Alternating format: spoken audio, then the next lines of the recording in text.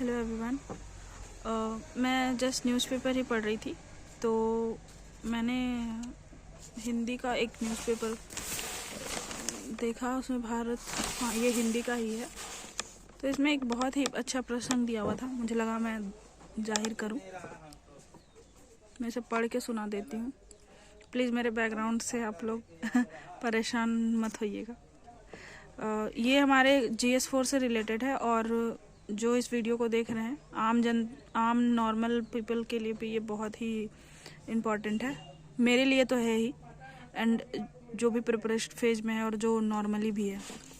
मैं बताती हूँ। इसका है, क्रोध ना समझी है। यदि हम क्रोध की जड़ खंगालने का प्रयास करें तो बाहरी गतिविधियाँ इसके कारण के रूप में सामने आती है। इनमें से कुछ ऐसी जो किसी न किसी रूप में हमारे विरुद्ध कार्य कर रही है। पर क्या आप इस बात से इत्तेफाक नहीं रखते कि जब बाहरी हालात हमारे विरुद्ध होते हैं तो हमें अपने लिए ज़्यादा सहायक होना चाहिए? कितना महत्वपूर्ण बात है कि जब परिस्थिति हमारे हिसाब से नहीं होती तो हमें खुद को समझना ज़्यादा ज़रूरी होता है। बल्कि जब हम इस स्टेज में होते हैं कि बाहरी चीज़ें प्रॉब्लम हो रही है या कुछ ऐसा हो रहा है, तो हम और परेशान हो जाते हैं, खुद को और परेशान करते हैं। जबकि इस स्टेटमेंट में कहा जा रहा है, इस व्याख्या में, कि हमें खुद को उस वक्त ज़्यादा समझना है जब हमारी परिस्थिति ठीक नहीं है, अपने मन को, अपने आंतरिक शक्ति को। परंतु एक सामान्य मनुष्य इसे ठीक उलट कार्य करता है, ठीक उल्टा कार्य करते हैं।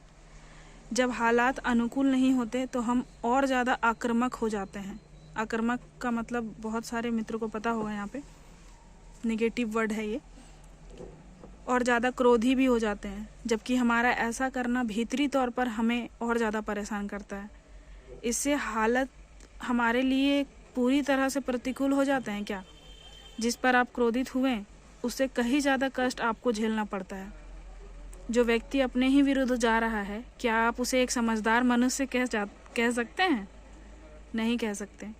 क्या आप उसे निश्चित तौर पे उसे एक नासमझ नहीं मानेंगे? तो आप दिन रात क्रोधित रहिए, आप सदैव क्रोध करते रहें, किसी ना किसी को कोई समस्या नहीं होगी। लेकिन यदि आपका इसका आनंद ले रहे हैं तो ऐसा करते रहें, किसी को भी कोई समस्या नहीं है। परंतु यदि यह आपके लिए कष्टप्रद हो जाता है तो आप ही बताइए कि यह कष्ट अपने लिए किसने चुना? कवि का अर्थात यहाँ पे कहने का ये है कि अगर हम किसी के ऊपर क्रोध कर रहे हैं और फिर खुश रह रहे हैं तो ये कोई दिक्कत नहीं है। लेकिन अगर हम किसी पे क्रोध करते हैं, और जैसा कि होता है, हम क्रोध करते हैं और फिर हमारे ऊपर ही वो चीज़ मन में चलते रहता है कि फला फला व्यक्ति को हमने ऐसा क्यों कह दिया, या अपने में परेशान होते हैं कि अरे ऐसा क्यों बोल दिया, क्या है ऐसा नहीं बोलना चाहिए था, और मन में ही कूड़ते रहते हैं। तो फिर आप इस कष्ट के लिए किसी अन्य को उत्तरदायी ठहराने का प्रयत्न करते हैं। तब हम सोचते हैं कि अब हम तो गलत नहीं है। क्रोध में तो व्यक्ति अपना मनोस्थिति को भी नहीं समझ पाता, तो हम लोग दूसरों को अपना रीज़न बताते हैं कि उसके वजह से हुआ, इसके वजह से हुआ, या किसी और चीज़ के वजह से। हम खुद में नहीं झांकते हैं उस चीज़ को, और ये लोग जो करना चाहते हैं वही करते हैं। मतलब जब कोई एक, तो पहला जो वाक्य मैंने बताया वो कि हम अगर क्रोध करते हैं तो कैसे वो इम्पैक्ट पड़ता है हमारे ओन ये पे। लेकिन जब हम पे कोई क्रोध करता है तो फिर अगला वाक्य कवि कहना चाहते हैं कि ये लोग जो करना चाहते हैं वो करेंगे। आप पे कोई क्रोध किया, करके चला गया, फिर आप सोचते हैं, अपने आप को दोषी मानते हैं, अपने आप को दोषी कहते हैं, तो वो अलग चीज़ है। तो वो तो करके चले जाएंगे, उसको कुछ भी फर्क नहीं पड़ेगा। हो सकता है वो वैसी मनोस्थिति से नहीं होगा जो आप कोमल मन से होंगे या कुछ भी। यही प्रश्न अधिक महत्वपूर्ण है। क्या आपने अपने मस्तिष्क को इस बात के लिए तैयार कर लिया है कि क्या आप करना चाहते हैं और आपको कैसे रहना है? आपका गुस्सा होना, क्रोध करना समझदारी की पहचान है या नासमझी की? कितना सुंदर बात कहा है कवि ने कि अगर आप पे कोई गुस्सा कर रहा है या कोई कुछ कर रहा है, या आप किसी पे गुस्सा कर रहे हैं या कुछ भी कर रहे हैं, तो क्या आप चाहते हैं कि आप ऐसा रहे, या आप इसको नहीं समझ पा रहे हैं, आप अपने मन को नहीं समझ पा रहे हैं? और नहीं समझ पा रहे हैं तो क्या आप समझदार व्यक्ति हैं या नासमझ हैं, ये कहना चाहते हैं कवि यहाँ पर। एंड जब आप अपनी नासमझी को समझ जाएंगे तभी आपको वास्तविक रूप से सुखद अनुभव होगा।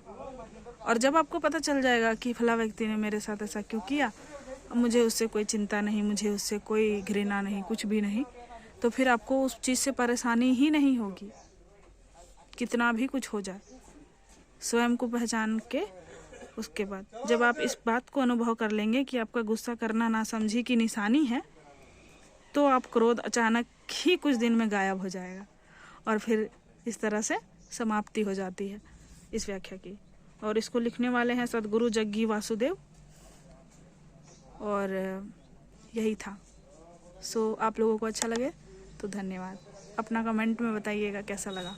मैं इस तरह के चीज़ें रोज़ शेयर करूँगी जब भी मुझे टाइम मिलेगा, क्योंकि मुझे लगता है कि ये जीएस पेपर 4 जो हमारा सिलेबस में है उसमें काम आएगा, और आमतौर पे ये नॉर्मल ज़िंदगी में भी काम आएगा। जिसे हिंदी समझ में आती है मैं हिंदी में समझा दूँगी, थोड़ा बहुत इंग्लिश का यूज़ कर लूँगी, ठीक है। तो धन्यवाद, थैंक यू।